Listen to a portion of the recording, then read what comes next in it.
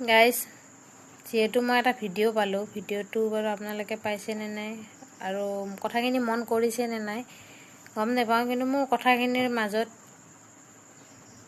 শেখৰ গোস্বামীও এই জুবিনদাৰ মানে হেৰিটোৰ লগত জুবিনদাক যে শ্যামকান্ত মহন্ত আৰু সিদ্ধাৰ্থই যে লৈ যায় ছিংগাপুৰত যায় পানীত মানে ডুবাই মাৰিলে, ফুল প্লেনিং মাৰ্ডাৰ,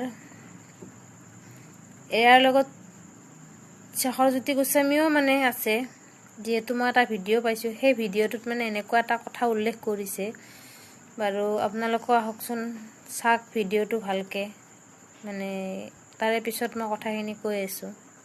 মই মেছেজত দিছিলোঁ কিহৰ কাৰণে, মই তাক আপোনালোকৰ অকণমান আগত যে কৈছিলোঁ দাদা আগদিনা 15 তাৰিখে জন্মাষ্টমীৰ দিনা গানটো গাওঁতে বহুত টায়াৰ্ড, মই কৈছিলোঁ যে তাক মেছেজত পাৰ্চনেলি দিছোঁ, দাদা ছিংগাপুৰত নহয় অসমত থাকিলেও কিবা এটা হ'ল হয়।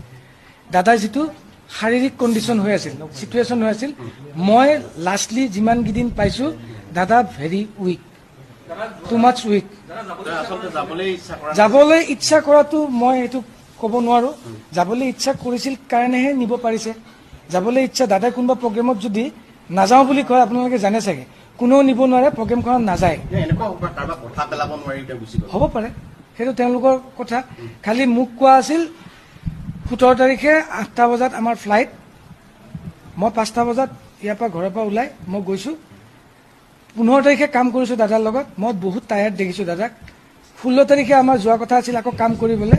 মই শেখৰ গোস্বামী যে ভাষণটো দিলে ছিংগাপুৰত নহয় বোলে অসমত থাকিলেও জুবিনদাৰ কিবা এটা হ'ল হয়, তাৰমানে অৰ্থটো কি বুজাব বিচাৰিছে? তাৰমানে কি বুজাব বিচাৰিছে আপোনালোকে?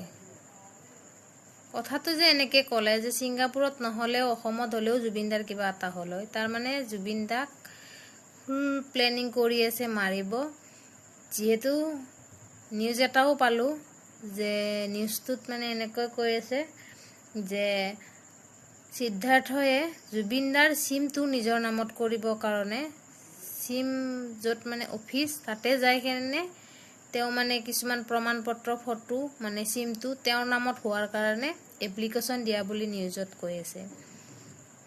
এপ্ৰিলৰ পৰাই মানে জুবিনদাক মানে হত্যা কৰা ফুল প্লেনিং কৰি আছে। এতিয়া এই হত্যা জুবিনদাক মাৰা কাৰণে মানে কোন কোন ইয়াৰ লগত জড়িত আছে? 1 নম্বৰতে হয়তো গমেইতো পাই শ্যামন্তই লৈ গৈছে ছিংগাপুৰত, তাৰ লগত গোটেইকেইজনেই আছে ওচৰত, পানীৰ ওচৰত, কিন্তু জুবিনদা যে মানুহটো ধৰফৰাই আছে মানে অচল